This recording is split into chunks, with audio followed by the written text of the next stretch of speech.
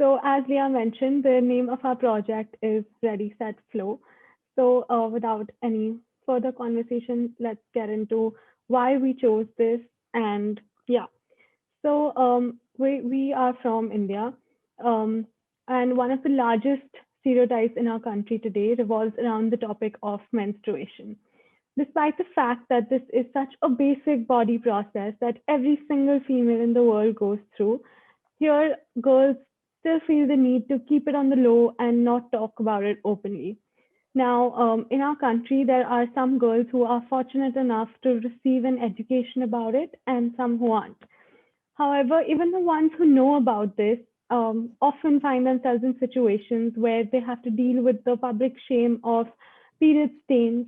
But more importantly, what about the ones who don't even have the adequate amount of knowledge to know what those stains are and why they're getting them?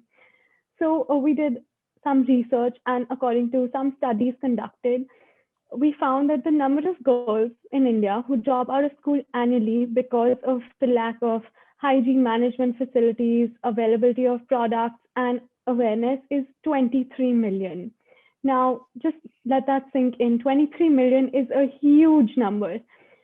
And even the girls who don't drop out, other than these 23 million, they mostly miss up to 4 days, 4 to 5 days of school a month, basically as long as their periods last.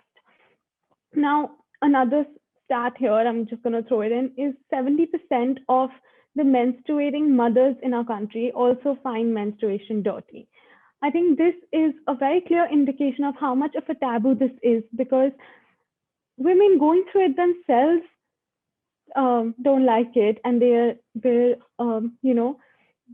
think it's dirty. So what education would they be giving their own daughters? That is why this is such a need, especially in our country. So I I don't think this is a very well-known fact, but in some homes in India, girls who are on their period are treated differently for that period of time. So things like they aren't allowed to enter religious places of worship, they aren't allowed to enter the kitchen. In some houses, they're made to sleep on the floor, made to stay in a different room. Now, these things, like these practices, they started centuries ago. And the thought behind it at that time was that these 4 to 5 days are for rest, because women used to do all the household work. So these 4 to 5 days were for them to rest. So that's why I don't enter the kitchen, don't do any of the other work. But even like so many years later, even though our society has progressed, there are a lot of people whose thinking has still not changed. And now it's become this bad thing and they're treated badly. So that is something that we really want to change, because a part of embracing who we are and being us is that we have always, Niyati and I, we have always believed in standing up for what we feel is right. We are very, very passionate about empowering women and making everyone feel comfortable in their own skin. We also give great importance to helping others around us. So naturally, when we witness these helpless teenagers suffer through, like, because suffer due to such a grave misconception on a daily basis, we couldn't help but want to do something about it. Now I'm going to ask Niti to go through how we plan to go about this project. So before I start about how, I just wanted to add something to what Sibani said. Our main thing has always been to stand up for what we think is right and what we believe is the right thing to do. And very recently in the morning today, I read this quote which said, if you don't stand up for anything, you will fall for anything.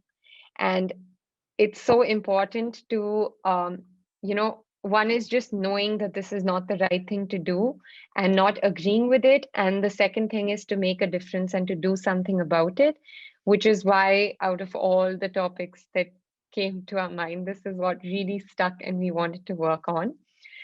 So now the concept has been introduced, the whole question revolves around exactly what it is that we can do to make a difference in this field, how we can help our target audience, and what are the ways that we can use to spread that awareness and the change that we want to make, and the how we want to break that stigma, how it is that we can get around doing all this.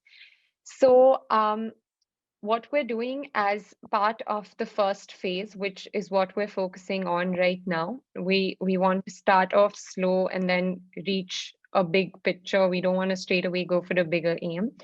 So, as the first phase, what we are doing is we are targeting the backward section of the society who doesn't have the privilege to know enough about this topic, or gain the necessary resources required to tackle it either. So we will be going into the government schools in the country, mainly in the city of Delhi to start with, which is where we live. And we will meet both the boys and the girls who are mostly in their teenage years, because we feel like that is a very crucial age group when it comes to menstruation, of course. And especially keeping the girls in mind, why we chose this section of the society was because, especially when you're just when you're having your first period, when you're just experiencing that transformation, we usually go to our mothers or some female adult to seek help. We don't know about it ourselves, but we always have that adult to go to seek help. But for these people, their mothers are probably as clueless as they are. They don't have that someone to go to get advice from.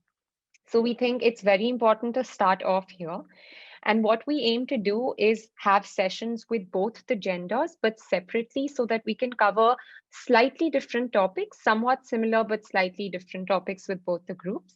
So, with the girls, what we aim to do is teach them about what menstruation is. That's something they don't know about, and without that, you don't know how to tackle it. You don't know what's going on. You need to know what it is. So the main thing is to not just tell them, but to also understand what it is that they know. It has to be an interactive session so we can gauge how much they know, what are the misconceptions that we need to clarify.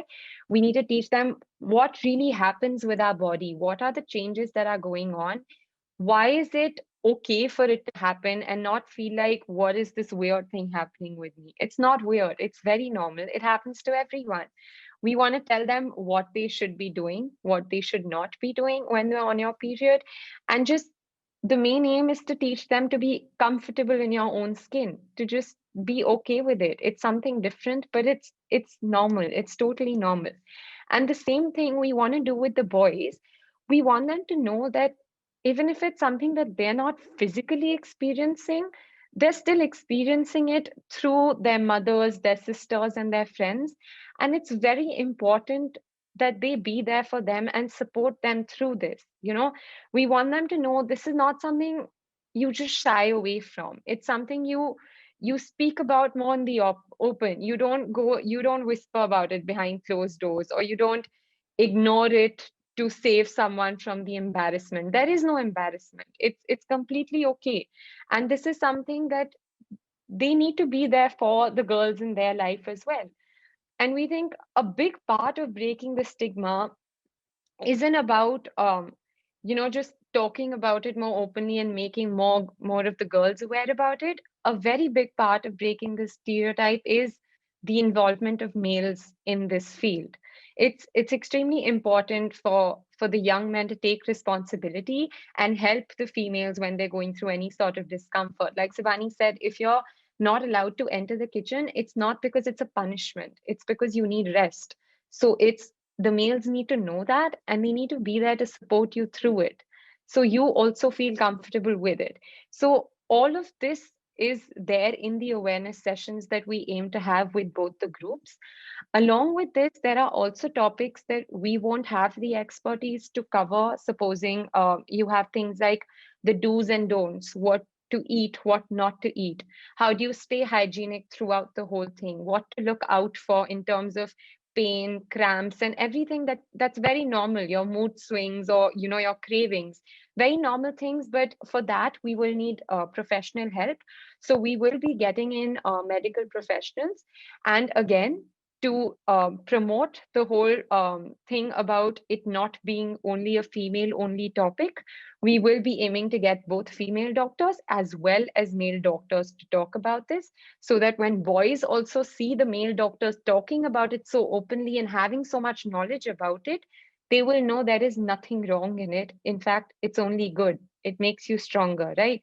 So the whole thing is about getting both male and female doctors and teaching them, educating them about everything related to this topic, including the disorders. One of the most common disorders related to menstruation and very common in India is the polycystic ovary syndrome. Yeah. So I think when I was reading about it, I read one in every five girls in India have PCOS. And I personally also do. So I know what it is to go through it. I didn't know everything about it. I was totally unaware of it. And I, uh, fortunately, I do have the privilege that I have the resources to find out about it. There are these people, if I didn't know about it, I don't know how much these people know about it or if they even know that disorders related to this even exist, right? So, especially in my case, I know I don't have any obvious symptoms also. So, it becomes even more tougher to diagnose it. So, this is something I have been through personally. So, I would also want them to know about. So, for all of this, we will be requiring doctors and we will get professional advice for that. And thirdly, as part of the interactive sessions, we have our awareness sessions, we have medical help coming in, and we have regular check ins. Now, this is also a part of the sustainability goal of our project. What we aim to do is go at least once in 3 months, just go and check in on them, check in on the resources that we've provided, if there is any lack or shortage of the stock, if the vending machine is being maintained properly, if it's broken or something, if everything is going fine. And the most important part, to just go and talk to the students and ask them if they're okay, if they're feeling any kind of discomfort, if they've experienced any, say, horrifying situations, if there's anything they want to talk to us about, because it's very important that they feel that we are approachable and we create that safe environment for them to be able to speak up about anything. And if they don't have the resources and that opportunity to maybe go seek a doctor for some help, then we should be there to help them through that, get some help for them and help them solve their problems. So that would be a part of the regular check-ins. Apart from that, the installation of vending machines and equipment handling guidance is basically what we aim to do is we want to give them sanitary napkins. We also want to give them menstrual cups. And the third thing that we want to do is install at least one sanitary napkin vending machine in each school for the girls in the washrooms or anywhere where if there is an emergency situation or they need something urgently, it's not a big worry. It's there for you. You all you have to do is you just have to put in one coin and you have to get it. It's something we have in our colleges as well. It's something I saw getting installed in my college in my first year, and that's where we picked up the idea from as well. So we want to now introduce this in the government schools as well and provide them also with these resources. So we will also, in one of the sessions, the awareness sessions that we have, we will also be teaching them how to use that machine, how to take proper care of it, not, just break the glass and just take out one pad. You have to be responsible. If you have to put in one coin, you have to do that.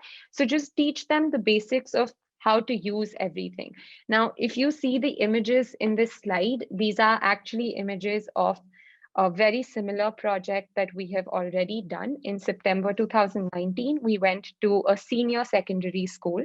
So we went and had a session with the girls of classes 9 to 12, where we had help from a doctor and she taught them about the kind of the nutrition that they should be having in their food and what to do, what not to do, how to take care of your clothes if they're staining. All of that happened in this session. We also installed a vending machine, which I think you can see in the top picture, the thing with the ribbon. So we installed that vending machine. We taught them how to do it, how to take one out and how to use it properly, how the whole thing functions. And I think through this project, what we found out was that the root cause is just the lack of resources that these people have. It's not that they don't want to do it, because once we had this session, after that, around 2 to 3 girls came to me and said, we want to join this NGO. We want to help others also know about this. We didn't know anything. And it was so heartwarming to know that, they're actually enthusiastic about it. They're not like, school students just taking this as a session, getting bored, snoozing off in the middle, and then going because they had to do it. They were actually very interested in it. They wanted to do it. Unlike us, I know when we have like sessions in our schools, we go, we sit in the auditorium, we sleep, and we come out sometimes. But they were really interested in this. So it's all about just the fact that they don't have the opportunities, and that's what we want to provide them with. Svan, you can go to the next slide. Okay, so now let's talk about our goals. So we have two types of goals here. Like for any project to be successful, you have to set goals in the beginning, right? So we have short-term goals and long-term goals. So for short-term goals, we have research and funding. So in terms of research, in the short run, we want to do enough research and reading and, just finding enough material to ensure that we ourselves have not only the sufficient amount, but also the correct information so that we can pass it on to others. We don't want to say anything that's incorrect or give wrong knowledge. So that is something very important. We are going to draw up a sort of plan for which would include, which schools to target, when to target them, who are the doctors who would help us, and how many resources would be required, depending on the size of the school. So, like Niyati mentioned, we're going to start in Delhi. So, in Delhi alone, there are around 2,000 government schools. So I think getting to that, like first building out a plan for at least 100 of them. We want to start small so that we ensure that we can actually do it rather than getting ahead of ourselves. So yeah, that's the first thing. Then the second one is funding. Now, I think you guys must have realized that this project does not require too much funding because we are going to be the ones who hold those awareness sessions. The doctors who will come and speak for us till now have done it voluntarily, and I am sure that we can get more of them to do it in the future. There are enough female doctors in our city who are willing to do this. And so the only thing that we actually really need the money for would be those vending machines and those products that we want to give to students. Now, there are several NGOs in our city who support these initiatives, and they will help us with them. We've worked with a few of them on previous projects, so we are pretty confident that we would be able to collaborate with them as well. We won't have too much of an issue. Additionally, we also have contacted a few individual investors who are willing to invest because it's a very small amount, like a small amount for such a big change. So that really helps. Now, for our long-term goals, so one of the most important goals for us is, sustainability. So, like like we said, so there are two ways in which we're going to ensure sustainability. The first thing is, like Niyati mentioned, check in with these schools once in every 3 months. This would be to check the condition of the product, to make sure everything is running smoothly, the machines we installed aren't broken, and all of that. Then the second one is the introduction of menstrual cups. Now, this is something that even people in like very highly educated people are just getting to know about. I think it's a relatively new concept. So if I myself learned about it last year, so if I'm learning about it last year, I'm just assuming that a lot of people in these schools would not have heard of it before. So using menstrual cups is so environment friendly. Like as we all know, pads are used and throw away. It creates a lot of waste. They're not eco-friendly at all. One menstrual cup can last a person up to 10 years. It's a one-time purchase. That means our funding requirements go down greatly. Secondly, this would be our way of also doing our part for the environment because we would be encouraging people to use sustainable products over use and throw one-time use things. So yeah, these are the two ways that we want to ensure sustainability of our project. Um, and then the last is breaking stigmas. Now, I think we've spoken a lot about this topic and how it's such a stigma and why we don't want it to be one. Um, So basically, this project is going to enable us to put together our core values of compassion, love, treating everyone as equals, while also performing acts of selflessness and being the reason for someone else's happiness or, so to say, comfort in this case. So we want to use our values of being strong, independent, and capable of making a difference while we use our talent of public speaking to do something good for the society. So yeah, this is our project, and I just want to end with this quote that we had found while doing our research, and I think it's very apt considering we started this during our YLP program. It's Leaders Bleed Period by Sylvia Young. So yeah, thank you so much. Sivani, can you just go back to the previous slide? Okay, yeah, this is not my best picture, but this is a picture of me with the doctor, and that is the vending machine, what it would look like. So on the side, you just put one coin, and then from the top in that little corner, you can see how many pads are left and when you need to restock it. So when we were installing this, we got enough knowledge about how to use it and what the functioning of it and what is needed. So we will be looking to explore more here as well. And this is basically the basic of the vending machine.